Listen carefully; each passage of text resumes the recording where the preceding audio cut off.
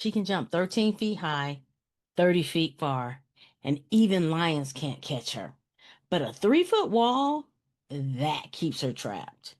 Not because she can't jump, but because she can't see where she'll land.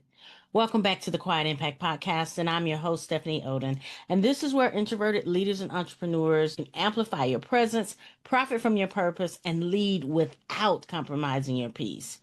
And in this episode, I'm unpacking something I discovered about the African Impala and why it's a perfect mirror for every introvert woman who knows how powerful she is, but keeps standing behind walls that she can easily clear.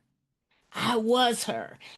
And if you've been waiting for permission, waiting for the full picture, waiting to feel ready, this episode is for you. Welcome to the Quiet Impact Podcast, where we nurture the journey of introverts who desire to achieve greater levels of influence, income, and impact. The go-to podcast for introvert achievers just like you, seeking purpose-driven growth. I am your host, Stephanie Oden. We're not shy, we're not timid, we're not needing to be fixed. We're an introvert, and that is our superpower. Introverted AFF. Absolutely fabulous and feisty. I uncovered / discovered something blew me away when it was like putting up a mirror. There's an animal in South Africa called the African Impala. And if you've never seen one, it reminds me of a gazelle, like beautiful and graceful. It's about, 3 feet tall and anywhere from 88 to 168 pounds. But here's one thing about the impala that most people do not know. In the wild, breathtaking, breathtaking. Like that gazelle look, right? She can jump 13 feet high, 30 feet out. She doesn't go around obstacles. She literally goes over them. And like she flies in full flight. Even lions can't catch her. Cheetahs can't catch her. She's that fast. She's that powerful. And she's built for movement. Just let that sit. Let that sit. Like she's that powerful, that breathtaking, that fast, can jump that high, can jump that far from straight, right? Jump from straight, not long jump, but jump from straight. Can clear 3 times her height in a single bound. And that maneuver itself it outsmarts a whole bunch of predators that I've talked about the cheetah. They're fastest on earth, right? She is, by every measure, extraordinary. But there's another version to the story. In a zoo, that same impala, same legs, same muscles, same DNA, same power can be kept behind a 3-foot wall. 3 feet. Like 3 feet. An animal that can jump 13 feet is stuck behind 3 feet. And here's the reason. Not because of an injury, not because they've sedated her, not because of a weakness. It's not that the wall is even electric, but there's an invisible barrier. She stays there because she can't see where she'll land. That's it. If an impala can't see the other side, if she can't picture what's on the other side of the wall, she won't jump. She won't even try. She just stays. When I first heard this, for a moment, I thought it was interesting. And then I thought, this isn't just interesting. Like, I felt this. I felt this because I thought, wow, that's been me. That was me for years. And if you're listening right now and something just tightened in your throat, if you caught that, if your eyes were like, oh my gosh, really, it might be you too. Let's talk about it. Let's get real. Let's talk about how many of us are standing behind 3 foot walls right now. Not because you're not capable, not because you don't have the skills, the knowledge, the experience, the intelligence, the vision, but because nobody showed you where the landing is, what the landing looks like. Nobody said, here's what it looks like on the other side for someone like you. Not the extrovert, not the loud one, not the one with 50,000 followers and a ring light in every room. You, the quiet one, the deep thinker, the one that's been strategizing in her journal. I know, I see you for 3 years. Nobody painted the picture. I get it. I get it. So you stayed. I can relate. I stayed in a career that I knew was shrinking me.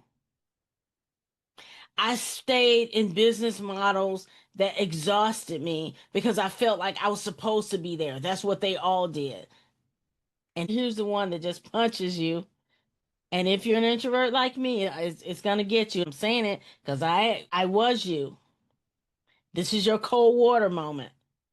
We stayed invisible because being visible looked like something that wasn't built for how we are wired. And here's what I need to say out loud because you need to hear it today. The wall is not you being an introvert. Let me say it again. The wall is not your being an introvert. The wall is that lie that says you have to operate like an extrovert to succeed. It's that lie that says visibility means being loud and visibility means always being on. It's that lie that says building income, an additional stream of income, means chasing people on Facebook all day, getting on the phone with strangers, doing cold DMs, letting your fingers cramp, right? They're cramping. That was never your wall. That was somebody else's zoo. And they put you in it. And you thought you were supposed to be in it. But let me tell you about my zoo. Because I lived in one for a long time. 30 years in corporate. I climbed, I performed, I delivered. I sat in the senior leadership rooms and I brought strategy and I brought results that moved the needle. Strategy discussions that determine what would be mission and values, what would be the absolutes, what would be the policy that other people would say. I got downsized twice.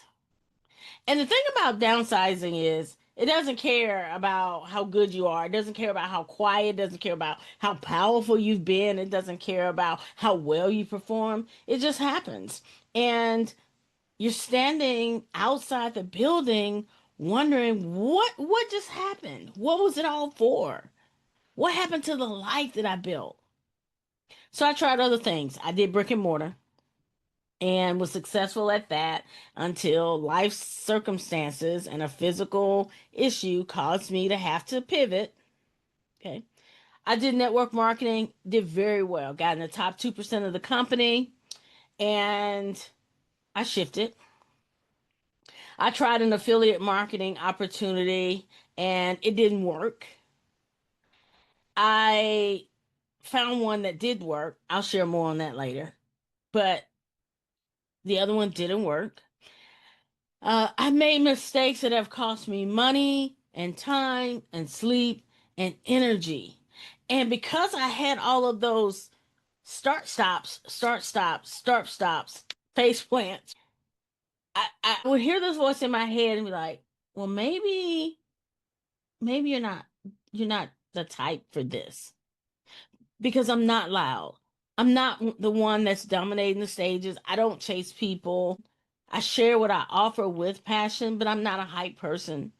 And I've never been that person. I will never be that person. But for years, I thought that was a problem, and it's not. The problem was that I was an impala in a zoo built for lions. The walls were never tall enough to hold me. I was trying to jump into a landing that wasn't designed for me.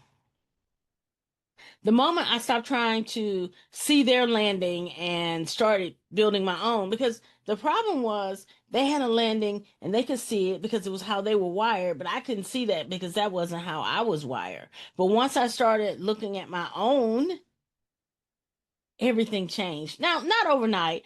I will not tell you that anything that we're doing, and whether it's leadership or entrepreneurship, or going after your passion project, it is not going to be overnight. It's not going to be some dramatic fireworks and confetti, but slowly, steadily, and sometimes subtle and suddenly, it's like you find that anchor on the ocean floor and you start building signals instead of chasing. You start looking at, okay, what is the system? So systems start to be your place to land. And you create structures in your business and in your life that attract and they don't exhaust you. And as I started trusting my own story, my quiet, imperfect, messy middle, winding, beautiful story, I realized that that was enough to start. So now I want to talk about you. Yes, you. The one that's listening where you are right now. Maybe in your car, maybe on a walk, maybe in your kitchen pretending like you're doing dishes, but you're really thinking about this thing that you have the vision to build. I see you. I want to ask you something. And I want you to answer it honestly, even if it's just in your head. What is your 3 foot wall? Is it belief that you need to figure it all out before you start? Is it fear of putting yourself out there because the last time you tried, it didn't work? Is it the lie that I don't have a big enough audience, or I don't have enough followers, or I don't have enough credentials, or maybe more confidence before you have permission to move? Is it hours that you don't have because you're pouring everything into a job that gives you a paycheck, but it really doesn't feed your purpose? Whatever it is, I want you to hear this. You're not behind that wall because you're not ready. You're behind it because no one has shown you what the other side looks like for someone who moves the way we move. And I'm here to tell you, I've seen both sides. The other side is real and it's not loud and it's not chaotic. It's not built on hustle and hype. It's built on clarity. It's built on strategy. It's built on systems that protect your peace, that grow your income at the same time. And here's what I believe with everything in me: courage comes before confidence. It's already in you. When you think about that African Impala, remember, it was already in her. That ability to leap straight up, that ability to leap far, it's already in there. And when you think about you, it's already in you. You have the credentials, right? You have the knowledge, you have the experience, you have the thing in you that somebody else is waiting for you to shine your light so that they can see the place that they need to come. You don't have to wait till you feel ready. You take the step, and then the readiness shows up every single time. I'm not saying it won't be wobbly. It might be, but it will show up. I was thinking one of the things that I saw in my morning meditation was he will make my crooked path straight.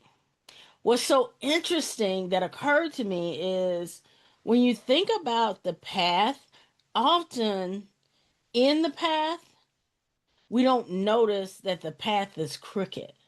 We typically don't notice that the path is crooked until we look back at the path.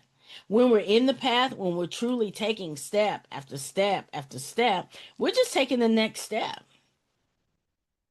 Your movement is often going to come before the motivation. The movement often creates the motivation. You don't wait for the fire, you strike the match. The fire comes because you've moved. And you've done hard things before. I know you have. I know you have. If you're listening, I know you have done hard things before. Don't worry about if your hard thing is not as hard as somebody else's hard thing. I'm just saying you've done hard things before, which means you can do them again. You've survived disappointments. You've survived discouragement. You may even have survived downsizing like I have. You survived burnout. You survived businesses that didn't work. You survived decisions that you wish you could take back and do over. You survived seasons that nobody has clapped for you and you kept going anyway. You have been jumping your whole life. You just didn't call it that. So stop looking at the wall like it's taller than you. It's 3 feet, baby. It's 3 feet. You were built for 13. You don't need to see every step. You don't need a 10-year plan. You don't need a perfect website. You don't need a huge following. You just need the next step. One step. And the willingness to trust what you're made of. That's the leap. That is the leap. And you know what? You don't have to jump alone. That's the other thing about the Impala. She runs in a herd. She's not out there solo. She's surrounded by others who moves the way she moves, that understands her rhythm, who aren't asking her to be a lion. That's why I built the Introvert Achievers Network. The community is for women like us, introvert achievers who want to grow their income and grow their business, grow their visibility without sacrificing your peace or your energy or your authenticity. So we have coaching, we have masterminds, we have connection opportunities with women who actually get it. We have strategic training, and we have the kind of support that doesn't drain you, actually fuels you. No forced networking, no spotlight pressure, no performing, just a room full of quiet powerhouses helping each other see the landing. So if this episode stirs something in you and you felt that yes in your chest, you can check it out in the show notes. I do want to leave you this. The wall is not taller than you. It was never taller than you.